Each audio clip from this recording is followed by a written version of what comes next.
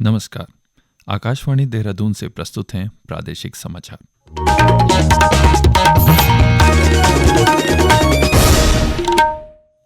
पहले मुख्य समाचार। केंद्रीय गृह मंत्री अमित शाह ने 3 नए आपराधिक कानूनों के उत्तराखंड में क्रियान्वयन की प्रगति पर संतोष व्यक्त किया। पूर्व प्रधानमंत्री और भारत रत्न स्वर्गीय अटल बिहारी वाजपेयी जी की जयंती को आज सुशासन दिवस के रूप में मनाया जा रहा है। प्रधानमंत्री नरेंद्र मोदी ने 2047 तक विकसित भारत का लक्ष्य हासिल करने के लिए नजरिए में मूलभूत बदलाव करने पर बल दिया और राज्यपाल ने राजभवन से प्रदेश के 80 सरकारी विद्यालयों के लिए डिजिटल शिक्षण सामग्री के एक विशेष वाहन को रवाना किया।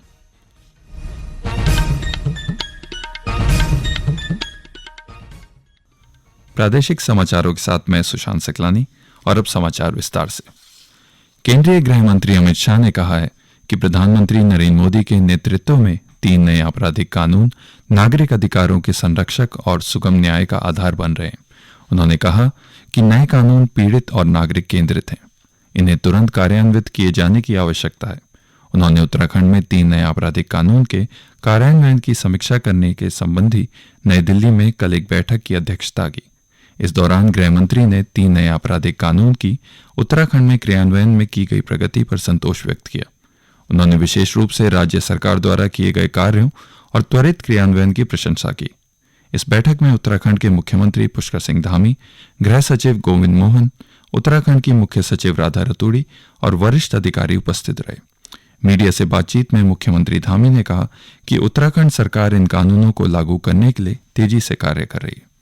निश्चित रूप से नए कानून नए भारत के लिए बहुत बचत भी करने वाले हैं, समय से लोगों को न्याय देने वाले हैं। संसाधनों की जो काफी ज्यादा खर्चा होता है, संसाधनों का, समय का, मैन पावर का, उन सभी पर बहुत कमी आने वाली है। मैं आदरणीय गृह मंत्री जी का, आदरणीय प्रधानमंत्री जी का धन्यवाद करता हूं कि नए कानून देश को एक नई दिशा देने का काम करेंगे। राष्ट्र आज पूर्व प्रधानमंत्री और भारत रत्न स्वर्गीय अटल बिहारी वाजपेयी जी की जयंती के अवसर पर उन्हें श्रद्धांजलि अर्पित कर रहा है। अटल जी की जयंती को देश में सुशासन दिवस के रूप में मनाया जाता है। अटल बिहारी वाजपेयी एक कुशल प्रशासक, महान राजनीतिज्ञ, लोकप्रिय जननेता और बेहतरीन वक्ता थे। राज्यपाल लेफ्टिनेंट जनरल गुरमीत सिंह ने इस अवसर पर स्वर्गीय अटल बिहारी वाजपेयी जी की जयंती पर भावपूर्ण श्रद्धांजलि अर्पित की। सुशासन दिवस पर राज्यपाल ने कहा कि सुशासन किसी भी देश के विकास की आधारशिला है, जो सरकार की पारदर्शिता, जवाबदेही और प्रभावी प्रशासन को सुनिश्चित करता है। राज्यपाल ने सुशासन दिवस की शुभकामनाएं देते हुए युवाओं और नागरिकों से आह्वान किया कि वे अटल जी के विचारों और आदर्शों से प्रेरणा लेकर सुशासन की दिशा में सक्रिय योगदान दें। मुख्यमंत्री पुष्कर सिंह धामी ने भी भारत रत्न स्वर्गीय अटल बिहारी वाजपेयी की जयंती पर उन्हें श्रद्धांजलि अर्पित की। मुख्यमंत्री ने कहा कि अटल जी के लिए राष्ट्रहित हमेशा सर्वोपरि था।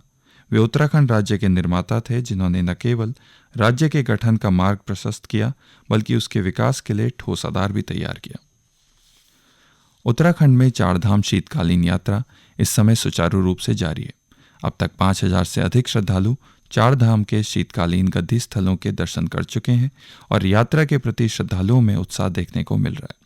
बद्री केदार मंदिर समिति के मुख्य कार्यकारी अधिकारी विजय थपलियाल ने बताया कि यात्रा के सफल संचालन के लिए सभी आवश्यक व्यवस्थाएं की गई हैं।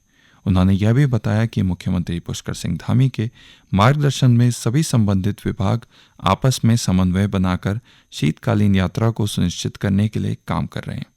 हमारे द्वारा जो भी हमारे 4 धाम हैं, चाहे हमारा पांडुकेश्वर हो, जोशीमठ हो और उत्तरकाशी हो और खरसाली, मुब्बा, सभी जगह जो है शीतकालीन यात्रा को लेकर बहुत अच्छी तैयारी की जा रही है और प्रतिदिन जो लगभग काफी संख्या में यात्री आ रहे हैं। अभी तक 5841 यात्रियों ने शीतकालीन दर्शन कर चुके हैं और जो हमारी तरफ से जितने भी एम्प्लॉय हमने डिप्लॉयड कर दिए वहाँ पर, चाहे आपके ऊखीमठ में हो, ओंकारेश्वर में, जोशीमठ में, पांडुकेश्वर में, तो स्टाफ पूर्ण रूप से वहाँ पे नियुक्त किया जा चुका है। और मैं सभी लोगों से विनम्र अनुरोध भी करूंगा कि अधिक से अधिक संख्या में आए और शीतकालीन जो यात्रा का उसका जो महात्म्य है, इसका पूरा लाभ उठाएं। मुख्य कार्यकारी अधिकारी विजय थपलियाल ने कहा कि गढ़वाल मंडल विकास निगम के अतिथि गृहों में ठहरने पर 25% की छूट दी जा रही है। इसके अतिरिक्त मंदिर समिति के गेस्ट हाउस भी श्रद्धालुओं के लिए उचित व्यवस्थाओं के साथ और भी बहुत कम कीमत पर उपलब्ध कराए जा रहे हैं, ताकि सभी श्रद्धालु आराम से यात्रा कर सकें। ये समाचार आकाशवाणी के देहरादून केंद्र से प्रसारित किए जा रहे हैं। प्रधानमंत्री नरेंद्र मोदी ने भारत को 2047 तक विकसित राष्ट्र बनाने का लक्ष्य हासिल करने के लिए नजरिए में बुनियादी बदलाव पर बल दिया। उन्होंने कल नई दिल्ली में नीति आयोग में आम बजट 2025-26 की तैयारी के सिलसिले में प्रमुख अर्थशास्त्रियों और विचारकों के समूह के साथ विचार विमर्श में यह बात कही। यह बैठक वैश्विक अनिश्चितता के समय भारत की विकास गति को बनाए रखने संबंधी विषय पर आयोजित की गई। प्रधानमंत्री ने व्यवहारिक विचार देने वाले वक्ताओं के प्रति आभार प्रकट किया। इस बैठक में शामिल अर्थशास्त्रियों ने कई महत्वपूर्ण मुद्दों पर अपने विचार साझा किए। इनमें वैश्विक आर्थिक अनिश्चित से उपजी चुनौतियों तथा भू राजनीतिक तनाव से निपटने तथा युवाओं में रोजगार के अवसर को बढ़ाने की रणनीति बनाना शामिल है। इसमें विभिन्न क्षेत्रों में रोजगार के सतत अवसर सृजित करना तथा रोजगार बाजार की उभरती आवश्यकताओं के अनुरूप शिक्षा और प्रशिक्षण कार्यक्रम की रणनीति तैयार करना भी शामिल है। इस बैठक में कृषि उत्पादकता को बढ़ाने और सतत ग्रामीण रोजगार के अवसर सृजित करने पर भी चर्चा की गई। राज्यपाल लेफ्टिनेंट जनरल गुरमीत सिंह ने राजभवन से प्रदेश के 80 सरकारी विद्यालयों के लिए डिजिटल शिक्षण सामग्री के एक विशेष वाहन को हरी झंडी दिखाकर रवाना किया। इस कार्यक्रम का आयोजन उत्तराखंड मानव सेना समिति द्वारा एयरपोर्ट अथॉरिटी ऑफ इंडिया के सहयोग से किया गया था। राज्यपाल ने कहा कि इस पहल से विद्यार्थियों को आधुनिक तकनीक से जुड़ने का अवसर मिलेगा, जिससे उनका भविष्य और उज्जवल होगा। खासकर पर्वतीय और सुदूरवर्ती क्षेत्रों में पढ़ाई कर रहे छात्रों के लिए यह कदम शैक्षिक विकास में मील का पत्थर साबित होगा। उन्होंने शिक्षकों को वर्चुअल कक्षाओं के माध्यम से अपने शिक्षण में और प्रभावशीलता लाने की सलाह दी। उत्तराखंड 38वें राष्ट्रीय खेलों की मेजबानी करने जा रहे हैं, जो 28 जनवरी से 14 फरवरी तक आयोजित होंगे। खेल प्रतियोगिताएं राज्य के विभिन्न जिलों में आयोजित की जाएंगी, जिनमें प्रमुख रूप से हरिद्वार, देहरादून, टिहरी, उधम सिंह नगर और अल्मोड़ा में शामिल है। राष्ट्रीय ओलंपिक संघ के सचिव DK सिंह ने बताया कि इस बार हरिद्वार में हॉकी, कबड्डी और कुश्ती की प्रतियोगिताएं होंगी। वहीं ऋषिकेश और टिहरी में जल खेलों की मेजबानी की जाएगी। राष्ट्रीय खेलों के संयोजक महेश जोशी ने कहा कि प्रतियोगिताओं में भाग लेने के लिए सभी मानकों का पालन किया जाएगा। उन्होंने कहा कि राज्य के खिलाड़ियों को विशेष प्रशिक्षण दिया जा रहा है ताकि वे राष्ट्रीय खेलों में अपनी श्रेष्ठता साबित कर सकें। चमोली के जिलाधिकारी ने जिले में 0 से 18 वर्ष तक के निराश्रित, गरीब, दिव्यांग और शोषण से पीड़ित बच्चों को मिशन वात्सल्य योजना के तहत आर्थिक सहायता प्रदान करने के निर्देश दिए। इस योजना के तहत बच्चों को हर माह 4,000 रुपए की सहायता दी जाती है। जिला प्रशासन ने कहा कि यदि कोई शोषित, दिव्यांग या अनाथ बच्चा किसी के ध्यान में आता है तो उसे चाइल्ड हेल्पलाइन 1098 पर कॉल करके तुरंत संरक्षण प्रदान किया जा सकता है। अब एक नजर आज के समाचार पत्रों की सुर्खियों पर। चैंपियंस ट्रॉफी क्रिकेट टूर्नामेंट के कार्यक्रम की खबर सभी समाचार पत्रों में। अमर उजाला लिखता है 23 फरवरी को दुबई में भिड़ेंगे भारत और पाकिस्तान। भारत फाइनल में पहुंचा तो मुकाबला दुबई में, नहीं तो लाहौर में। उत्तराखंड में 3 नए आपराधिक कानून के क्रियान्वयन को लेकर नई दिल्ली में केंद्रीय गृह मंत्री अमित शाह ने समीक्षा की। इस खबर पर हिंदुस्तान समाचार पत्र अमित शाह के हवाले से लिखता है, ऑनलाइन सुविधाएं बढ़ाने से सुलभ होगा न्याय। गांव में निवासरत बुजुर्गों के दुख दर्द दूर करेगा प्रवासी सेल। इस सुर्खी के साथ दैनिक जागरण लिखता है, IG गढ़वाल परिक्षेत्र राजीव स्वरूप ने शुरू किया सेल।